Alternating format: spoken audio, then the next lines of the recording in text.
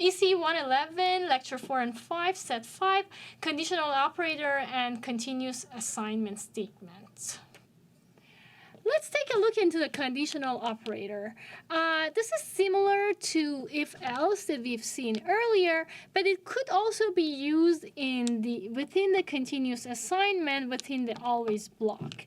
So the conditional operator that we will be discussing here is actually a ternary operator, which means that it has 3 operands. And it's going to be using these 2 signs, the question mark and the colon. And the syntax is really this. So if the syntax is true, if the clause is true, then we're going to execute the true statement, and if false is going to assign the false expression. How it looks like in real example, for example, we could have assign and output will be equal to P question mark A through B. So what that means is that the output will be A if P is true, and if P is true, then we will have A, and if P is false, we will have B. Here we see an example for this conditional operator. Here, as we've seen earlier, we have the assign. The output is going to be A if this expression here is true, and if this expression is false, we're going to have this B. We could write the truth table for this expression as you see on this slide. And the one thing to remember is that if you AND the bitwise AND, it will return the value don't care, is if one of the operands is a don't care. And the other operand is a 1. Very simply said, a conditional operator is going to be mapped to a mux and a registered output.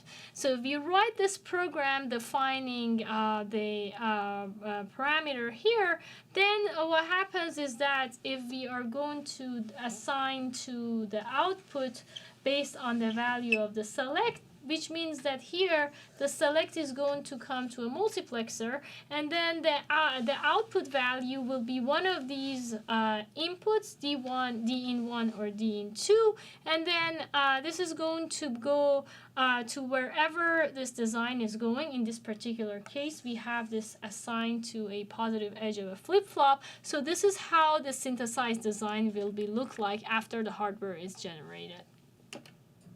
However, this is not a general rule of thumb. The conditional operator could also be used with the tri-state buffer because it has the flexibility of assigning a z value in the logic. So in this case, it will translate into a tri-state buffer.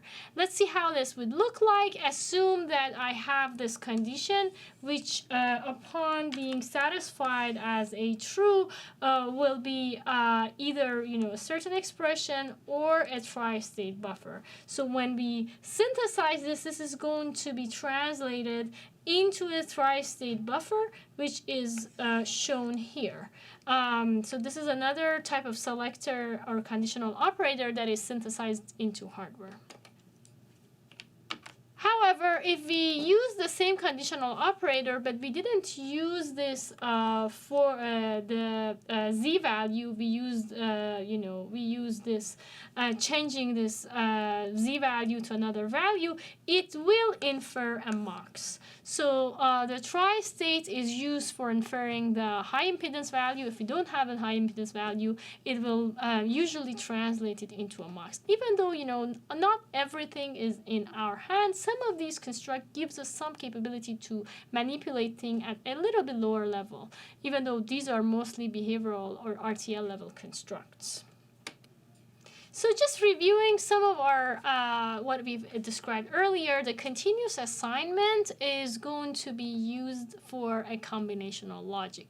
What it means is that just like any combination where you combinational circuit where you have just wires, you don't have a notion of a register, we have this wire which is connecting the inputs to the output, which means that if the inputs, if any of them changes any time, we're going to reflect that change in the output. There is this difference between how we construct this type of logic with as opposed to constructing the type of logic that is sensitized to flip-flop or which have a notion of time. Only when the clock arrives, we're going to change the output. You could also use this in System Verilog. You can have this assignment delays or you may give it a given strength as we have seen before. But if you don't define delay or a strength, the default value is going to be used. Here's one more information about the left-hand side and right-hand side of the continuous assignment. I'm not going to go through the details in the lecture, but every time you write a program, you kind of need to come back because, if I just define it as a story, it may not make sense. What I just want to emphasize is that there may be a mismatch between the type of, one side of the continuous assignment in terms of the equality and the other. What that means is that, for example, here there is, the most significant bit, which is in this case 5 bit, and this is assigned to a 6-bit wire. But here, because we only have 5 bits, assigned to the 6-bit, then we are going to truncate the higher bit values once we use this type of statements. System Verilog also gives you the capability of defining functions, but because this is inside a continuous assignment, the function is still a combinational logic. So we cannot have a function call where your function is a sequential logic, but you have the capability of calling functions within these modules as well. When talking about continuous assignment, we could have either an explicit continuous assignment, which we define by a sign. We also could just go and declare a implicit net, which can be declared as a continuous assignment. For example, if you have a wire, we know that a wire is a combinational logic, so this is going to be inferred as a continuous combinational logic. And this, when you have this simulated during the simulation, it's just going to be evaluated from the beginning time of the simulation time until the end. Anytime a change occurs, it's going to continuously changing the output.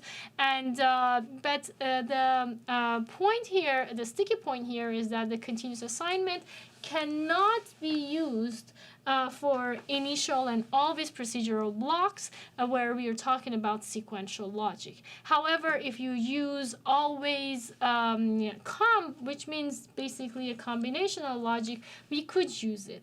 Be very careful because there is this assign statement within the always procedural block is not allowed. So when we have always at A and B here, for example, this is a combinational logic, but we cannot anymore use assign here. It's not allowed. So, but this, if you define the sum as a sum of A and B, this is going to behave like a continuous assignment. Like any circuit can have any type of combinational logic, a continuous assignment can be any number of the combinational logic that are running concurrently.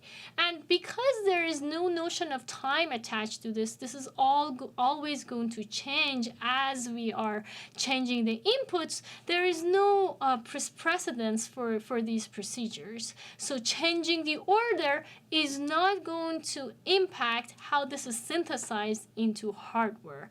For example, if we have a half adder and we are talking about both the sum and the output carry out, doesn't matter if we put the sum first or we put the cout first, it's going to have the same impact as we synthesize it into hardware and get this continuous assignment, which is basically concurrently run. Anytime A and B changes, the cout and sum are going to be changed. So continuous assignment variables that are used within an always add procedural block are going to be generating an error if you use the same variable. So you're going to have an error if the same variable is used for both always and the continuous assign. So here we're talking about, like this example, we generate an error. This assign is using the variable c. C is also used within this always block. This is going to generate an error because it's not going to take the same variable value for continuous and sequential logic. And it also will generate error if the same variable is driven from multiple continuous assignment. This is just like if you connect to the same output wire multiple outputs of a gate. This is going to generate an error if we did it in real life, and because this translates to a piece of logic, this is going to generate error for us in system Verilog as well. More on continuous assignment. If the right-hand side has an array reference with variables, so there are different possibilities for the right-hand side, then we are going to generate a mux because the mux is going to select between the various possibilities available. However, if this right-hand side is a constant value, like we see here, it's just a specific address, what is going to happen is going to just generate a wire. And we see the difference when we synthesize this into an actual hardware. So we have an array, it's going to select between the array elements, it's going to generate a mux, but if we have like a defined value, it's just going to be a wire, as you can see here. In the appendix, we have listed a number of basic elements and a few more examples. If you're interested to take a look, feel free to take a look. And we will be covering next lecture 6, where we will be discussing more about the Verilog and how it's used for programming real hardware.